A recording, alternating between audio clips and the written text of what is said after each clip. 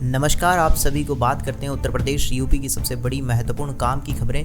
काफ़ी बड़ी खबरें निकल कर आ रही हैं उत्तर प्रदेश की यूपी के मौसम को लेकर, साथ ही साथ में ईपीएफओ को लेकर, और उसी के साथ आपको बता देते हैं कुछ आगरा लखनऊ के बीच में एक्सप्रेस ट्रेनें हैं, सरकारी नौकरी वालों के लिए ऐलान है। सारी खबरों का आज विस्तार से बात करेंगे, तो वीडियो को अंत तक देखते रहिएगा।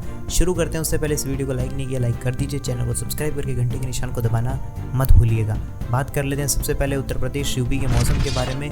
यूपी में इस तारीख को आंधी का खतरा, 11 जिलों में गरज चमक के साथ बारिश की चेतावनी। आपको बता दें, उत्तर प्रदेश में लगातार मौसम के बदलाव देखने को मिल रहा है, कभी बारिश तो कभी जो गर्मी का सिस्टम देखने को मिल रहा है। अब इस हफ्ते में एक बार फिर यूपी में बारिश की संभावना जताई गई है और इस दौरान प्रदेश में 2 दिनों तक आंधी के साथ बारिश हो सकती है। लखनऊ में मौसम विभाग ने अलर्ट जारी कर दिया। हालांकि अप्रैल के दूसरे पखवाड़े से प्रदेश में भीषण गर्मी पड़ने वाली है। चलिए इसी के बाद जान लेते हैं अगली बड़ी खबर। ईपीएफओ ने बदल दिया है पीएफ से जुड़ा नया नियम, कर्मचारियों को होगा फायदा। आपको बता दें, ईपीएफओ की ओर से पीएफ अकाउंट ट्रांसफर से जुड़ा नियम बदल दिया गया है। जी हाँ, क्या नियम बदला गया आपको बता दें।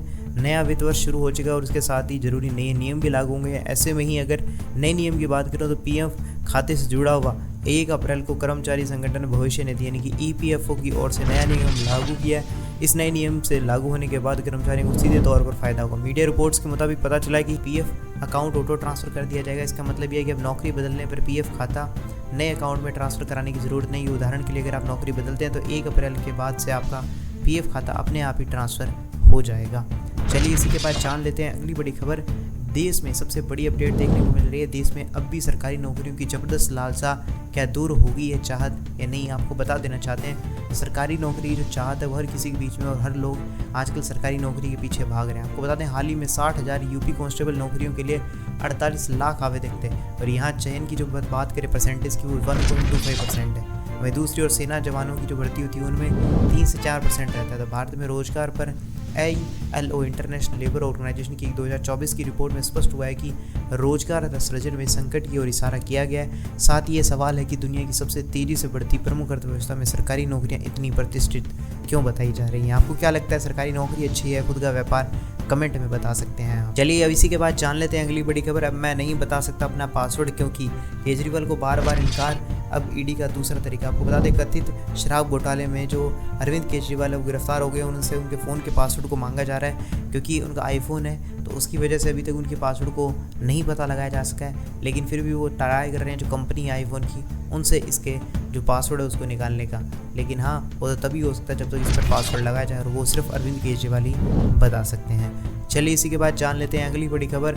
देश भर के मोबाइल यूजर्स के लिए बहुत बड़ी चेतावनी देखने को मिल रही है। जी हाँ, 15 अप्रैल से आपकी जो कॉल फॉरवर्डिंग है उसकी जो सर्विसेज हैं वो सारी की सारी बंद हो जाएंगी। जी हाँ, टेलीकॉम डिपार्टमेंट ने हाल ही में एक नोटिस जारी किया जिसमें कहा गया है कि जिन यूजर्स ने USSD based call forwarding service को एक्टिवेट किया है उन्हें ऑप्शनल तरीकों से कॉल रिकॉर्डिंग सर्विसेज को दोबारा एक्टिवेट कराने के लिए कहा जा सकता है। तो अभी के लिए इन्हें बंद कर दिया जा रहा है। बाकी इसके बारे में जो भी अपडेट आएगा आपको बता देंगे। जो कॉल फॉरवर्डिंग की सर्विसेज है वो 15 अप्रैल 2024 के बाद से बंद हो जाएगी। चलिए इसी के बाद जान लेते हैं अगली बड़ी खबर। 1994 में दादाजी ने खरीदा था 500 रुपये का SBI का शेयर, और 30 साल बाद आज उसकी कीमत ने कर दिया सबको हैरान। आपको बता दें, हाल ही में चंडीगढ़ का एक डॉक्टर है, उस वक्त हैरान रह गया जब वो अपने परिवार की संपत्ति पुराने इन्वेस्टमेंट का प्रबंधन करने के लिए कागज उलट पुलट कर रहा था, और उसमें क्या हुआ अचानक से। आपको बता दें, 30 साल पहले दादाजी ने खरीदा था 500 रुपये का SBI शेयर, और उसकी कीमत अगर बता दें उन्हें पता चले कि 30 साल पहले उनके दादाजी ने SBI का 500 रुपये का शेयर खरीदा। निवेश अब 750 गुना बढ़ चुका है, और उनके दादा ने 1994 में 500 रुपये के SBI शेयर खरीदे थे, जिन्हें उनके दादाजी कभी नहीं बेचा, और शायद वे इसे एक बार में भूल तक गए होंगे। देखा जाए तो 1994 में किया वो प्रारंभिक निवेश अब एक बड़ी रकम के अंदर बदल चुका है। आपको बता देना चाहते हैं, शेयरों की जो कीमत है वो 3.75 लाख, यानी कि उन्हें 3 दशक में 750 गुना का रिटर्न मिला है। सोशल मीडिया X पर जानकारी साझा करते हुए डॉक्टर तन्मय मोतीवाल ने लिखा कि मेरे दादा दादी जी ने 1994 में 500 रुपये के SBI शेयर खरीदे थे, जिसके बारे में वो भूल चुके थे। उन्हें इस बात का अंदाजा तक नहीं था कि उन्होंने इसे क्यों खरीदा था और उसके पास क्या होगा। लेकिन अब देखा जाए तो काफ़ी ज़्यादा बेनिफिट देखने को मिल रहा है कि पूरा का पूरा एक बेनिफिट है कि वो 750 गुना बढ़ चुका है। चलिए इसी के साथ जान लेते हैं अगली बड़ी खबर। जी हाँ, बात करते हैं 33 साल बाद राज्यसभा से रिटायर हो रहे हैं पूर्व PM मनमोहन सिंह। 9 केंद्रीय मंत्री समेत 54 का कार्यकाल खत्म। आपको बताते हैं, पूर्व प्रधानमंत्री डॉक्टर मनमोहन सिंह का राज्यसभा का कार्यकाल मंगलवार को खत्म हो गया। वह 33 साल से राज्यसभा में थे और प्रधानमंत्री भी रहे। वहीं 54 साल अन्य सांसदों का भी कार्यकाल खत्म हो रहा है। चलिए इसी के बाद जान लेते हैं अगली बड़ी खबर। आगरा लखनऊ एक्सप्रेस वे पे अगले 10 दिन बंद, रूट डाइवर्जन लागू। इस दिन जगह से गुजरेंगे तो ध्यान रखिएगा कहाँ से निकलना है आपको वहाँ लेके। आगरा लखनऊ एक्सप्रेस वे पे अगले 10 दिनों तक पूरा को पूरा बंद कर दिया। इस दौरान सर्विस लेन से बाहर गुजर सकेंगे। वायुसेना के गगन शक्ति एक्सरसाइज को लेकर 4 किलोमीटर का डाइवर्जन किया जा रहा है। लड़ाकू विमान भी उतरेंगे। चलिए इसी के बाद जान लेते हैं अगली बड़ी खबर। सरकारी नौकरी वालों को अब नहीं मिल पाएगा तगड़ा दहेज, सरकार को देना पड़ेगा शादी का घोषणा पत्र। आपको बता दें यूपी में अब सरकारी नौकरी वाले लोग अपनी शादी में किसी तरह का दहेज नहीं ले सकेंगे। प्रत्येक सरकारी सेवक को अपनी शादी के समय का उल्लेख करते हुए अपने नियुक्ति प्राधिकरण को घोषणा पत्र देना होगा।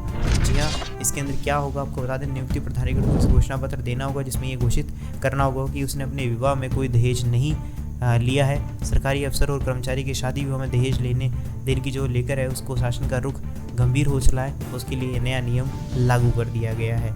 चलिए इसी के बाद जान लेते हैं अगली बड़ी खबर। पिछली सरकारों में होते थे बम विस्फोट, अब बम सुरलहरी। बदायूं में योगी का विपक्ष पर अनोखे अंदाज में एकदम हमला बोल दिया। जी आपको बता दें, सीएम योगी ने बुधवार को बदायूं में कहा कि पहले की सरकार में बम विस्फोट होते थे लेकिन अब बम सुरलहरी सुनाई देती है। सीएम योगी ने सपा कांग्रेस को अराजकता फैलाने का दोषी करार भी बताया।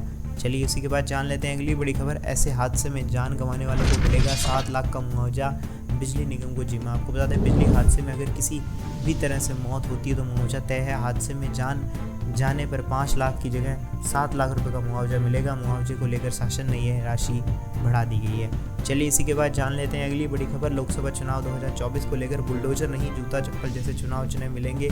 लैपटॉप साग सब्जी भी शामिल। आपको बता दें, लोकसभा चुनाव 2024 के लिए बुलडोजर प्रतीक चिन्ह की लिस्ट से बाहर हो गया, वहीं जूता चप्पल की एंट्री हुई है। निर्वाचन आयोग ने कई चुनाव चिन्ह सूची से निकाले हैं जिसमें लैपटॉप साग सब्जी के प्रतीक भी शामिल किए गए हैं। चलिए इसी के बाद जान लेते हैं अगली बड़ी खबर। अयोध्या में प्राण प्रतिष्ठा वाला रोड मैप रामनवमी पर भी लागू होगा, ऐसे रूट होंगे डाइवर्ट। आपको बता दें, अयोध्या राम मंदिर प्राण प्रतिष्ठा के समय बनाई गई यातायात व्यवस्था रामनवमी मेले पर भी लागू की जाएगी, जिसकी तैयारियां विभागीय स्तर पर शुरू की जा चुकी हैं। कई इलाकों में रूट डाइवर्जन लागू भी कर दिया गया है। चलिए इसी के बाद जान लेते हैं अगली बड़ी खबर। हर वोटर तक मोदी की चिट्ठी पहुंचाएंगे भाजपाई बूथों पर फोकस कर बना बीजेपी का इलेक्शन प्लान। आपको बता दें, बीजेपी ने लोकसभा चुनाव 2024 में बेहतर बूथ प्रबंधन के जरिए विपक्ष को चुनौती देने का खाका खींचा है। पार्टी कार्यकर्ता प्रधानमंत्री नरेंद्र मोदी का पत्र लेकर घर घर पहुंच गए हैं। बाकी इसके ऊपर जो भी अपडेट आएगा वो बता देंगे, तो कोशिश चल रही है। तो ये थी आज की उत्तर प्रदेश यूपी की सबसे बड़ी काम की महत्वपूर्ण खबरें। कैसी लगी आपको सारी खबरें? उत्तर प्रदेश यूपी की सबसे बड़ी काम की महत्वपूर्ण खबरें कैसी लगी आपको सारी खबरें? मुझे कमेंट सेक्शन में जरूर बताइएगा। तो हाँ, वीडियो को लाइक नहीं किया तो लाइक करके चैनल को सब्सक्राइब करना मत भूलिएगा। मिलेंगे अगली वीडियो में, तब तक के लिए जय श्री राम, जय हिंद, वंदे मातरम।